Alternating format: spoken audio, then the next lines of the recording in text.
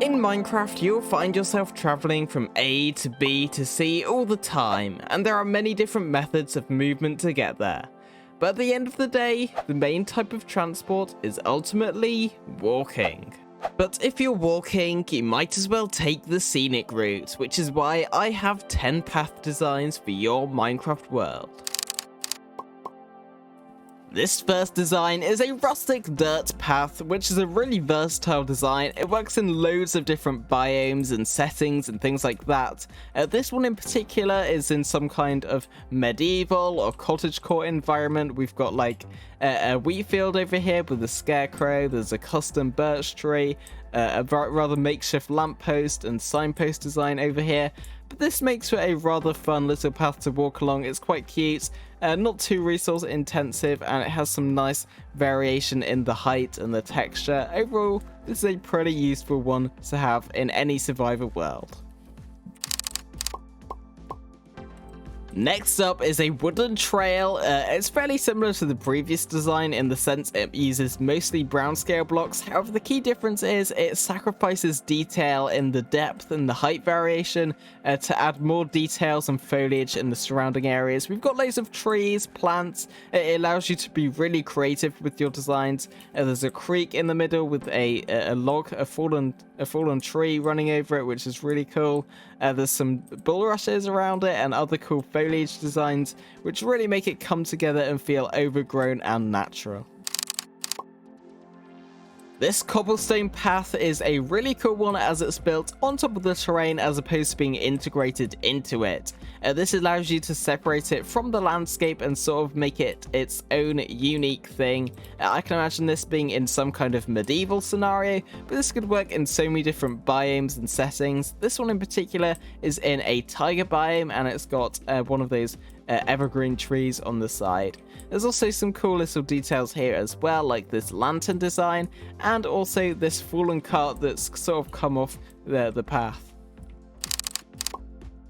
Here is a moorland path, and this blends in really nicely with the terrain using the glow lichen and the mossy cobblestone as transition blocks, and this is designed to be really subtle, not to be too eye-catching, and the main thing about this is just the journey as opposed to the path and the details themselves. There are a few nice details you can add though: rock formations, gorse and berry bushes. Over here there's like a castle grid which acts almost like a waypoint to sort of differentiate it from all of the other mossy paths you might have in your world. But this is just another cool design that blends in really nicely as a subtle path. Another cool thing that makes certain paths stand out is how it incorporates water features. This one in particular is designed for a swamp biome, and it sort of blends it in with the water, creating a nice waterlogged path effect. You can add interesting ways of crossing this water. You saw the fallen log in the previous design. This one uses lily pads and drip leaves, stepping stones, and most importantly this wooden rickety bridge over here using the campfires, the trapdoors and the slabs. You've got a cool lantern design as well, and some cool other elements like these tiki torches and these poles over here, and the main element as well as the mangrove trees that create a really cool tangled, overgrown, windswept feel, especially with the use of the fences rather than all of the full blocks instead. Here is a path for snowy tundras or mountain biomes or things like that would have loads of snow piled up. This is a cool design as it's sort of dug into the terrain as opposed to being built on top of it or incorporated into it.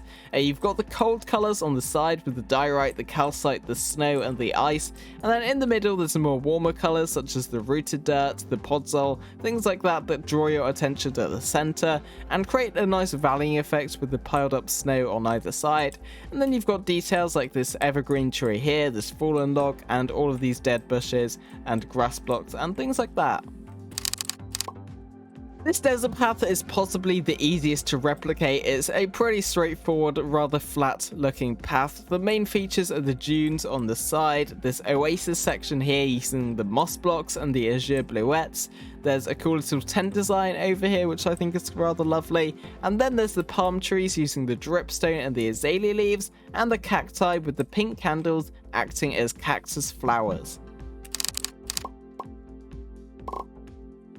This jungle path is easily the most difficult, and that mostly comes down to the height. You've got the bamboo sticks over here, you've got the twisting vines, you've got the jungle trees, and then you've got the glowberries and the hanging vines with the fences, which create a really cool tunneling effect and really add to the immersion of the area. Then you've got this really cool little rickety bridge in the middle made of wood.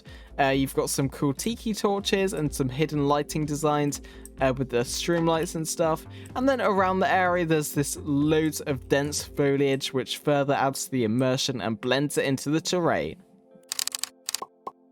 These contemporary designs may seem rather straightforward on paper. I mean, these are just tarmac areas with the deep slate and then some pavements using the lighter stone colours. However, once you add the infrastructural elements and consider the traffic flow, these add so much more detail to your worlds. You've got the trees, the bins, the drainage systems, you've got the bus stops, the street lights, and the traffic lights as well. I'm particularly fond of this design. It uses the glow item frames as well as the regular item frames, and then you've got signs and the stained glass going into it as well, which I think comes together really nicely. This mesa design is pretty straightforward. It's a really flat looking path. It mostly comes down to the terrain itself, the terraforming. You've got the canyons, you've got the cacti as detail, and you've got this abandoned mine shaft here. This all comes together to create a really cool valleying effect, but if you think about it, it's actually a pretty straightforward, rather flat design. Those are all the designs. If you liked them, there's a world download in the description. If you're interested, join my Discord server, follow my socials, all of that nonsense, all in the description. Anyway, I'll see you all next time. Bye for now.